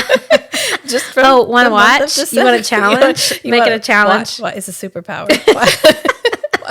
It's called Let me show you how fast I can gain weight. It's called the month of feasting. Not feasting again. Oh no! Oh God, I said the wrong F word. Yeah, we've already did. Unintentional? Yes. Yeah, unintentional feast. Oh, they used. I was going to ask you after last week's conversation when we talked about all of our words. Every feast. Okay, good. I was like, oh, that's. Oh, what did you Kate notice? used to- Yeah, because they say it so much. Yes. I was going back through that chapter, and every time they said it, I was like, I hope, like Beavis and Butthead. I hope that when she reads it, that's exactly what I hope that she doesn't have a straight face during that. No, I was like, oh God. And I always hate the like long drawn out sex scenes where the woman has like orgasm after like. I would die. Like I would die. You would die, but we've already determined they don't have the same That's a organs. superpower. That's right. Yes. They're what's the word preternatural mean? Preternatural. It just means like other than natural. Preternatural. Yeah. That word gets used all the time. And I'm like, I guess it just means supernatural. It's in effectively supernatural. Yeah. It's just Okay. like an inherent ability that is other It's than. a great word. Yeah. I'm just like, I think it just means the same thing. So. Sometimes supernatural can be like ghosts, magic, whatever. So preternatural is more like it's a otherworldly nature, but it's in your nature. That makes so it'd be like the ability to have 4 orgasms in a row without feeling like your vagina was going to fall off. Right. So that would be a preternatural recharge- ability. In your body rather than... Okay. Yeah, so that would be your preternatural ability. If a ghost showed up while you were doing it, that'd be supernatural. Supernatural. Yeah. Okay. That makes more sense. Summon ghosts. Yeah. Yeah. Okay, good. I'm glad that you had those. I'm glad that happened for you. Yeah. I was like, I hope she likes it. So now that we're kind of towards the end of the book, it ends with Farrah going back to the Supreme Court. We find out she's a high lady, the first one ever, Yes. which is really cool. Makes Rysand, again, a perfect man instead of a He president. surrounds himself with strong women. Yeah, like his Amren first and and more. second, Yeah. or second and third. Yeah. I know. That's well, and that says so much about. In case you didn't hear, Matt just said that he surrounds himself with strong women, Because which he couldn't resist the sex discussion at the end of this podcast. yeah, we'll see where it goes this time. But it's. Wait, what was the other insanguinate? Oh yeah, sanguinate, but I don't know, penetrate. Penetration. We did throw penetration around a lot. I mean, but it's fair. Like it's the discussion around penetration. It's just in we romance can novels also is- say pokey. yeah. And I've been watching. I have to go back there a little bit. I have been watching a lot of information lately on the differences in those things. So we did use that word quite frequently, but That's it's okay. fine. It's fine. Yeah. It's fine. Yeah, it's fine. We need to make it normal. Yeah. Yeah. Pokey, penetrative sex. And ew. You don't see those a lot. No, because they're not, well, you're always wet. Ugh. Yeah. Not moist really, but just like my slickness or whatever. Slickness, yeah. Slick heat. Or, Yeah. Yeah. Oh. Yeah, in my core.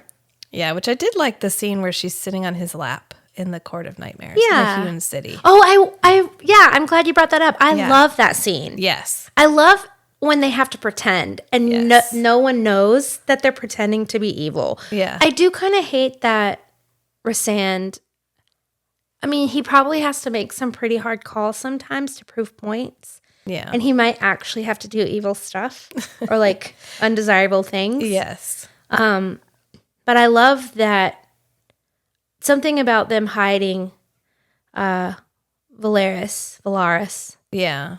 I love the idea of nighttime being beautiful and not dark and not Right. evil. Yes, Because I that's- feel that way too. A night sky, a starry night sky is like chef's kiss. Yeah. That we don't have to take darkness as evil. But which is we've good. also established that I like really cold places. So I love a cold, crisp night sky with no light other than stars. Yeah. So I totally recognize, and the idea of starlight but the difference between starlight and sunlight. Starlight feels so like soothing as opposed to like warming, Yeah. Softer. softer. Yeah. Yeah. I think this is one of the reasons I like Rysand is because he's the type of character that can make difficult choices. He doesn't cling so hard to his concept of honor that he can't maintain both of these courts. Yeah. Sorry, I just had another thought. That's okay. I want to go back to something you said last week and see if you still agree with it. Okay.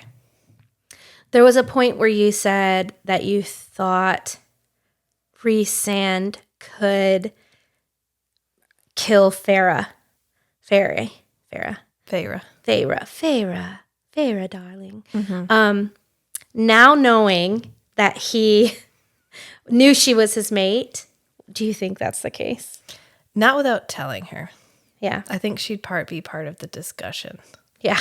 They'd have open communication And about he it would work absolutely to get around it. to get around it. Yeah. When you said that last week, I didn't want to be like, well, Yeah. let me tell you. But I think he would do what it took to protect his people, but I don't think he would do it without telling her. Yep. Which is what I like about their two, because they're setting up this communication. They're Yeah. setting up like a relationship based on communication, which is who'da why thought? he does that whole like chapter dump where he's like, before we get started on this mate situation, Yeah. I'm going to catch you up. Right. And then she serves him the soup. Yeah. Yeah. What kind of soup do you think it is? I They don't know. say. I don't know. What would you say? I love how nobody in this book cooks. I don't cook, so I'm like, yeah, that's real life. So I asked you a couple questions. Okay, here we go. We don't even have to ask the villains questions because I think we've established we don't really have that great of villains. No. But we do have like monsters. And I do have monsters that I like more than others. Yeah, I like that they're neutral. They just are what they are. They're like an elemental force of nature. They're not Right. negative or positive. They just are what they are. Right. So so what are your top three?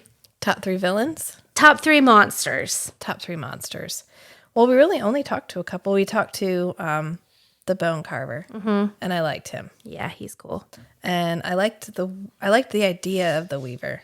This like super cannibal whose Yeah. house is literally thatched with human hair. And you know what really grosses me out? The fat.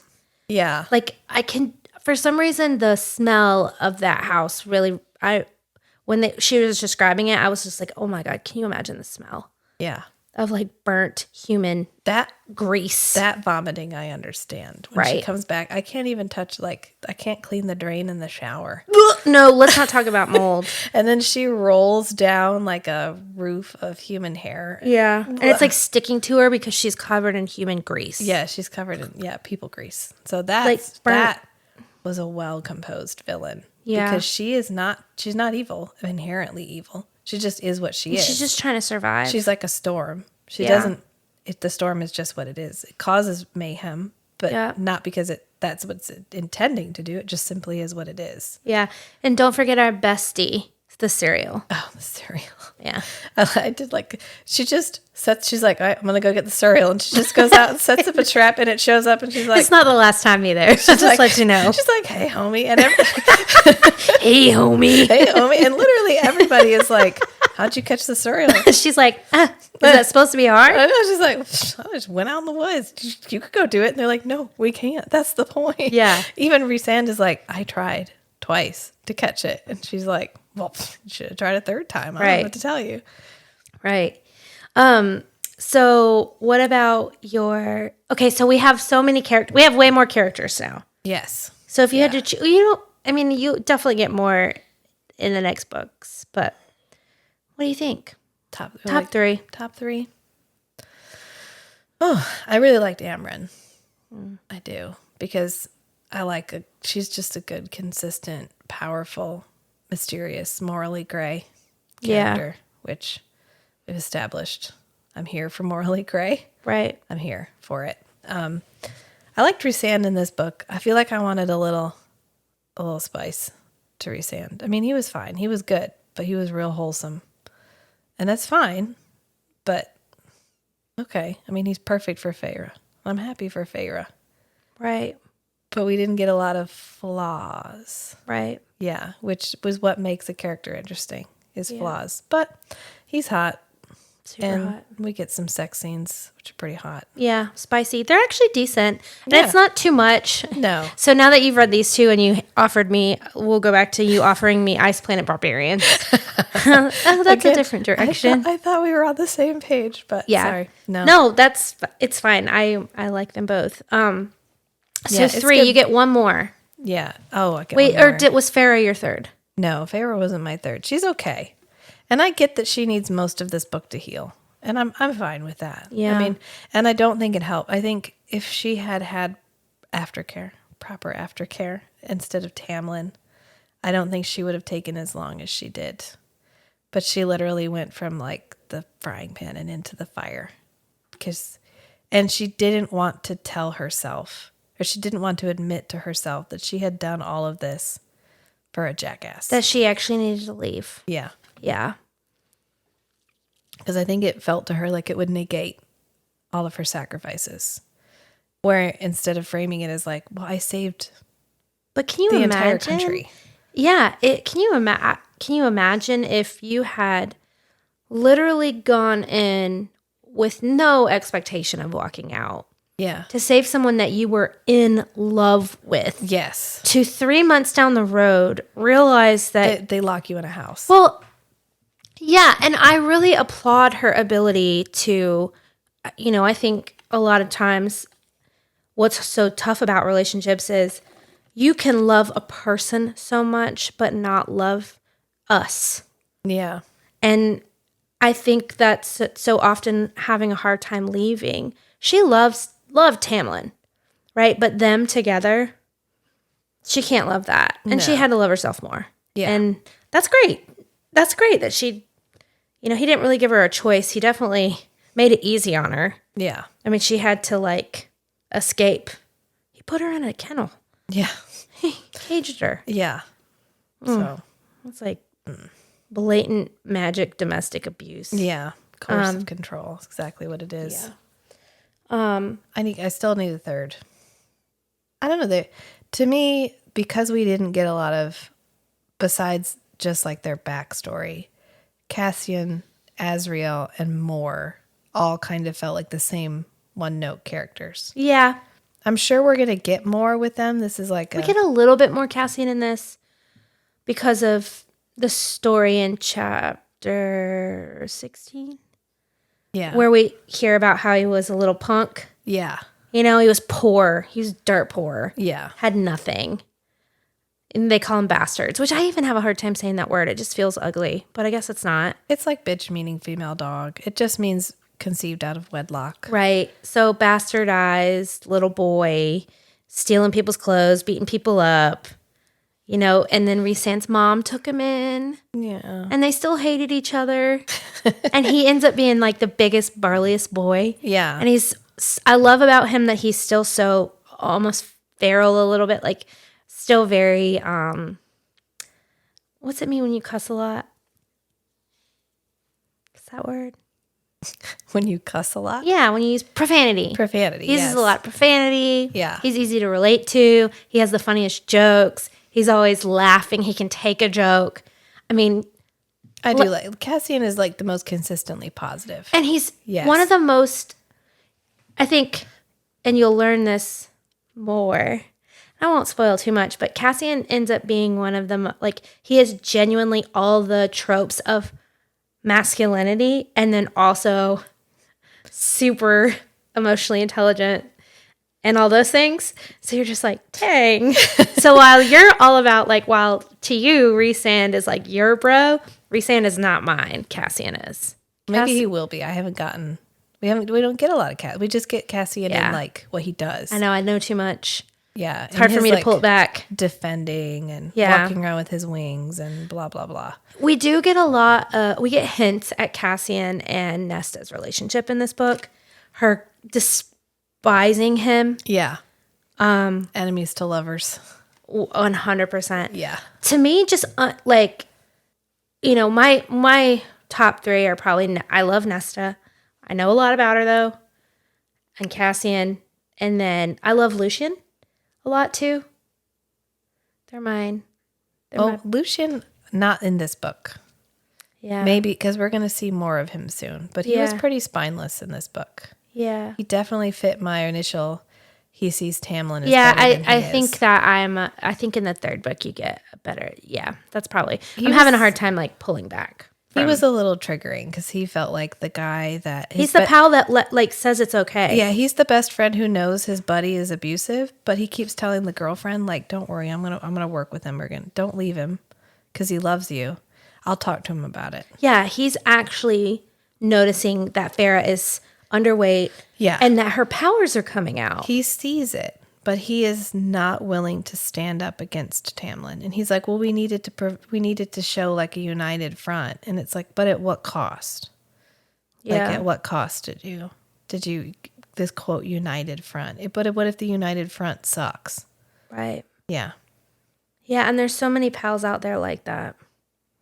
But just men thinking, or people, women do it too. Yeah. Where we think it's funny to, you know.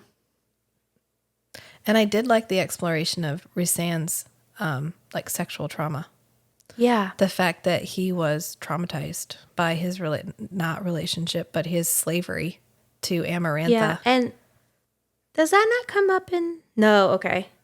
Never mind. That's the third book. Never mind. There's others. There's a few more characters that are like that, men who have been traumatized by women. And it's I'm glad because a lot of times male rape is framed as comedic. And it's not. It's not. Like Wedding Crashers is a good one. In Yeah. the movie Wedding Crashers, there's Yeah. that girl that likes, I forget Isla what his name is. Fisher. Yeah. Yeah. And she rapes And they him. end up together. She ties him to the bed. And it's like well, good for you that girl liked you so much that she forced you to have sex with her. Right. Instead of it being like, well, no, that was rape. Yeah. Yeah. And Yeah. so we And it's just as, just as traumatizing for men. And it changes men's entire trajectory right. and their view on women. And I do like that we kept it. Yeah. It wasn't just like, well, that's done. I don't have to worry. And Feyre actually worries about it, which I wish she had communicated to Rhysand, where she's like, I don't know if he's ready to have a relationship with me because of what he just went through. Right. I don't know if he's ready to have a physical 50 relationship. Years. 50 years. Is in sex servitude. Slavery. Yeah. So I think we kind of wrapped up. Yeah. What do you think about this book? Did you enjoy it? I did. This one was harder to read than the Okay. first one. The first one's a little fluffier. Sure. We don't get to the heavy stuff until you're already hooked because you get the whole romance. You get the romance drama at the beginning. You get kind of the fluffy romance tropes. And then when she leaves and comes back, you're in it. But you're already so in it, you go through it. Yeah. But then when we start this one, we start immediately in it. We already start in trauma land. And then we go from trauma land to like recovery land back to trauma land. So Yeah. And we meet other people's trauma and Yeah. everybody, all the characters in this, she does a good job of, all of her characters in these romanticities having like real baggage. yeah, like actual baggage. Yeah. Nobody's like, well, actually my parents are still together and Yeah. they were I'm fated fine. mates, but they love each other too. And I don't know. I'm fine, I guess. Yeah. Yeah, we're all good. They're all like, yeah, okay. So how many times did your parents beat you? Oh, Yeah. like a bunch. Oh, your brothers burned had, you? You had parents? You lucky son of a bitch. Didn't even have those. His parents murdered my parents, and my parents murdered. Yeah. Yeah. That's another thing too. Like, can you imagine living so long that, like, Tamlin's dad murdered Rasan's mom and sister? Yeah. That was. We can head back to what you said last week about Rasan showing up at brunch Yeah. and him being like, "Oh, you need to figure out this." I think Rasan was just trying to make him feel like a piece of shit. That too. Yeah. Yeah. I think Although they're he- both. I think there's he a little does bit say, of a like- little bit of both. He does say, I Yeah. was there kind of to like Push him along. push him along. Yeah. But also I hate him. I hate him. Yeah. Yeah. Justifiably hate him. Right. He killed my mother and my sister whom I loved. Right. Yeah. And Rasan's complete and but also recognizing how that made Rasan who he is, Yeah. and him really honor and protect the people he loves. Him standing up for his friends, Yeah. his family, like making sure that no one knows about them. That's wild. Yeah. That's a lot. Rasan, he's a good boy. Does a good job. He used his powers for good. Yeah. So what do you think going into the third? What do you expect to happen? What are you thinking? What do you think our rifles are? I'm hoping we're going to get a lot of empowered Feyre doing badass bitch shit. That's my hope. Because we have a high-powered Feyre who just spent an entire book. Does she do the wolves and eagles water Yeah. trick in this one? Yes. Yeah. That's Yeah. that's pretty cool. we get like a just We get a taste. just a taste. We get a little taste. We get a little taste right at the end there of like, oh, this gonna be good. Yeah. Yeah, she gonna kick some ass. So that's what I'm hoping, because we just had she healed. That's fine. We needed a healing book. If she hadn't healed from it, her general emotional abilities would have been suspect, because it's like, are you psychopathic? Can you literally kill people and then just be like, well, that was for the greater good? Yeah. So it's good. Good. We needed a healing book. This was our healing book for kind of everybody. And so, except for Tamlin. Oh, fuck Tamlin. So we move on, hopefully, and she does her cool spy stuff. Yep. And we hopefully will stand against Hybern. Of course we're going to, because we have to. So I'm expecting we won't win it in the next one, but at least we'll make some progress.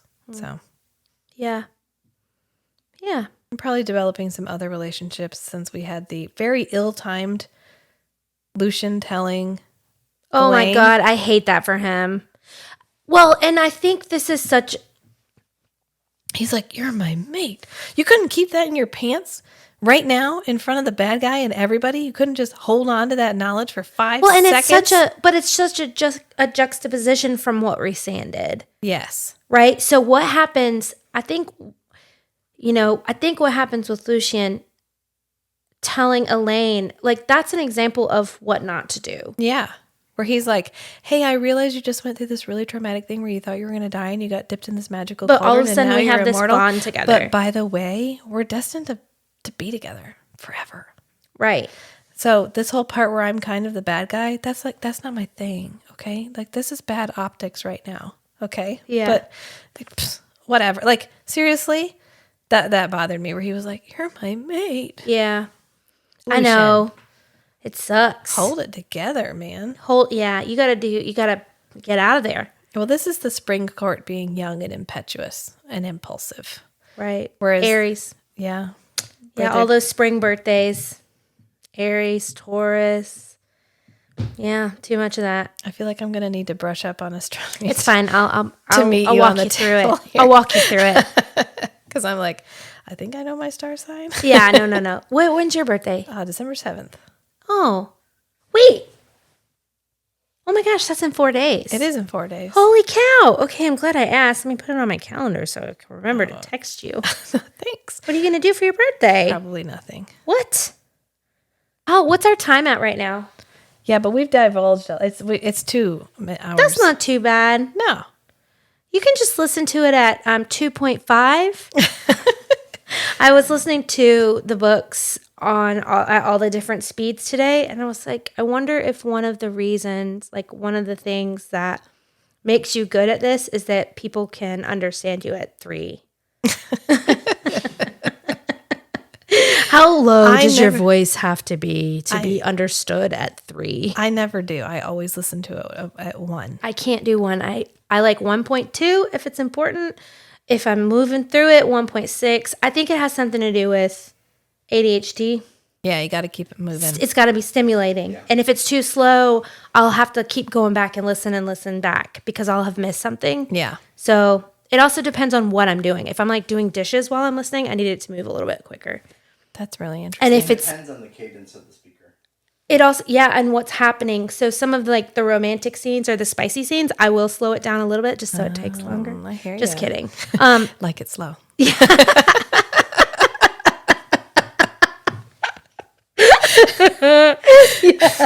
Yeah. So, You're welcome. all right. Okay. Good night. That was great. All right. So On that you can note. find us on our Instagram at the Strange and Beautiful Book Club or on Patreon at Strange and Beautiful Book Club. And I encourage you to find us on both. So I guess we'll just leave it there until I finish this book for next time. So bye, friends. Bye. Bye. Thanks for having me.